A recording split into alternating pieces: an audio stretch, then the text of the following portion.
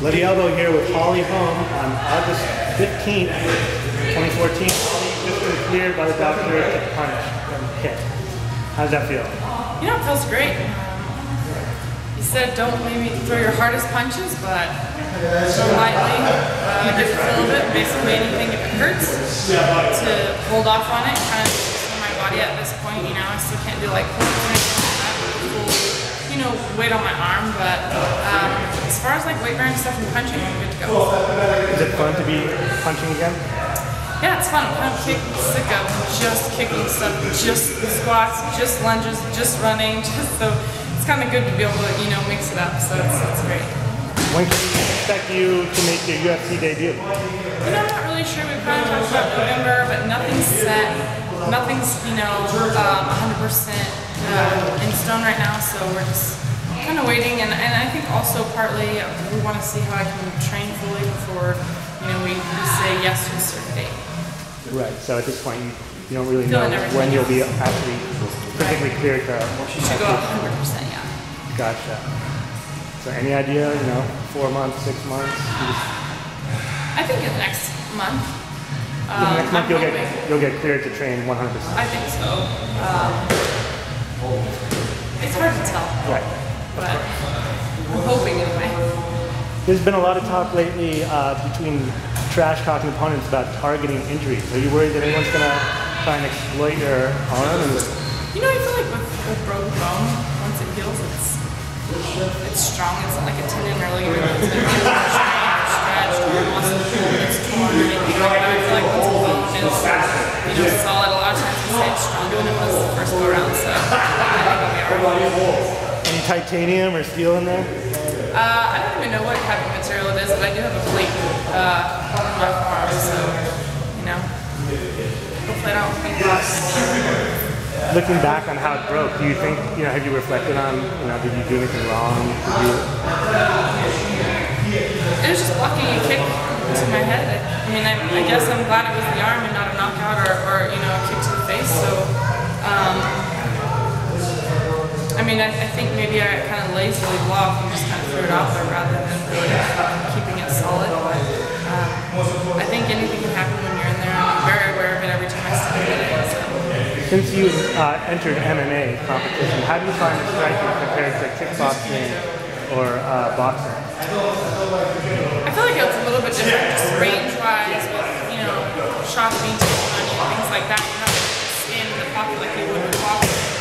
Inside boxing, you know, you're gonna kind of want some more range there. But even with kickboxing, you get some room for kicks, so that's a little more similar than just the straight boxing. Who do you think's got good striking in the UFC, particularly in your division? You know, I think everybody has their. Everybody in the UFC has their as far as striking. Some of them have heavy hands, maybe they're not the fastest. Some have fast hands. Some have just no fear and they just want to go straight forward and they'll take shots and land a shot. So I think everybody has something that makes them, you know, a fighter to fear. I don't ever really think that one is way better than the other because anybody has a puncher's chance. So if you were in Joe Silva's shoes trying to put together a UFC debut for Holm, who would be on your short list? I think they want to just throw me in there with whoever right away. They just want to, you know, get it going. So I'm not, I never will pick a fight and I'll never say a fight that I want. I'll never do that. I never have, not with boxing or kickboxing. That's not with the MMA fights to date. I don't want to start saying that's the person I want to fight because, you know, there's little things I say, well, yeah, okay, maybe I don't want to have, you know, the hardest fight getting back in there, but I don't definitely want the easiest fight either. And that's pretty much as far as I'm going to say. Would you take an immediate shot against Ronda Rousey? I think I want to get my feet wet first. I think if they told me that's the fight I had to take, I would take it.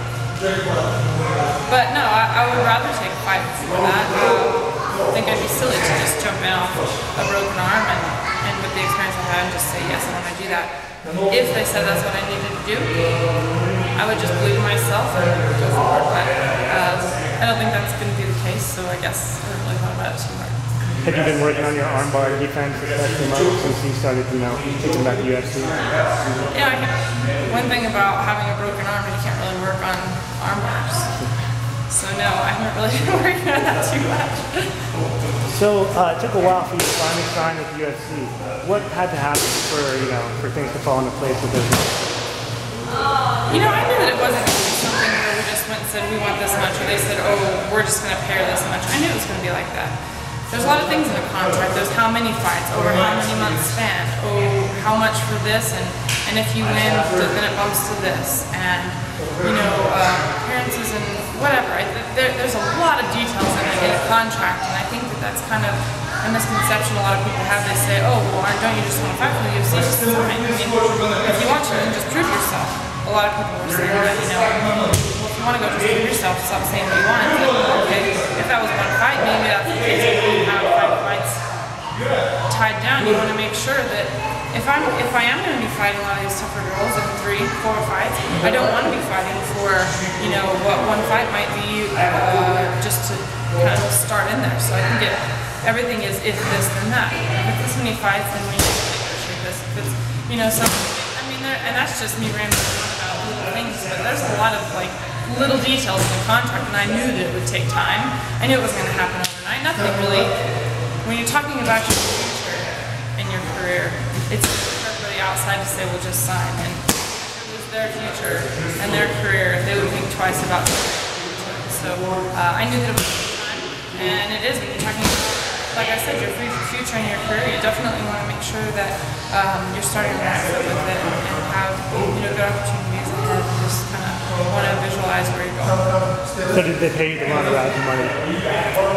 That is totally something I'm not really thinking of right now. Our starting pay is real similar to what I would be paid to be headlining here, and so it was a good transition. It was a good opportunity, and Ronda Rousey is not my next fight, and Ronda Rousey is not being able to fight. So I really haven't put too much thought into just that situation. Before you signed with the UFC, were you contacted by Bellator because we now have a new women's division? We had already been negotiating a little bit with before Bellator changed ownership and things like that. So it was something that we definitely sat down and talked about.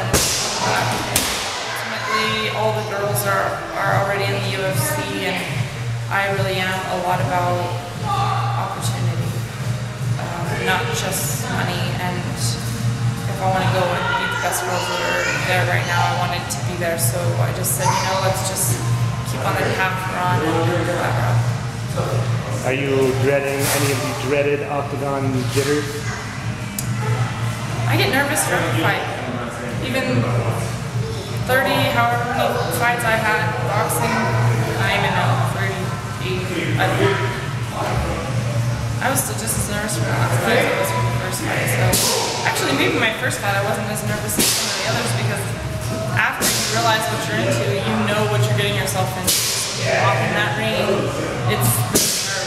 So there's going to be a lot of jitters, but it's never different. I've always had them. Well, final question. What's the best thing being about your layoff? There's a lot of good things. I had 6 fights in 12 months last year. It was nice for me to have a mental break.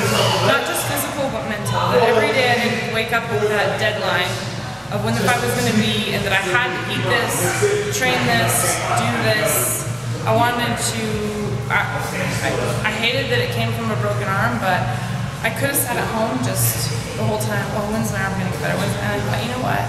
If I can't relax when I have to be out of the gym and I have a broken arm, when will I? And it was nice. Some mornings I would get up and think, I'm just going to go get coffee and go to my mom this morning. Not that it was like that. I stayed very busy. Still running and doing a lot of things like that. I really only took, I think, a week or 2 off before I started running again. So I've stayed working out, conditioning, and staying in shape, but it was nice to not, like I said, just to not have that deadline of preparing for the fight, having to do everything, and those nerves and that weight that's on your shoulders throughout the training camp. It was nice just to kind of take a deep breath from going from 6 fights last year to 3 months of just being able to relax. Don't get me wrong, there's along the way, oh my gosh, how much longer it's really going to be better. You know, I started to lose my patience with it, but you know, I took it for what it was, and I really enjoyed it. I got to travel a lot over the summer, and I thought that it was the summer months that I was off, so I could go out and do things, go running, be outside, and just really enjoy life. So it's really nice. Well, Holly, thank you so much for your time. Thank you very much. Yeah, and we cannot wait to see you in the UFC. I can't wait to be there.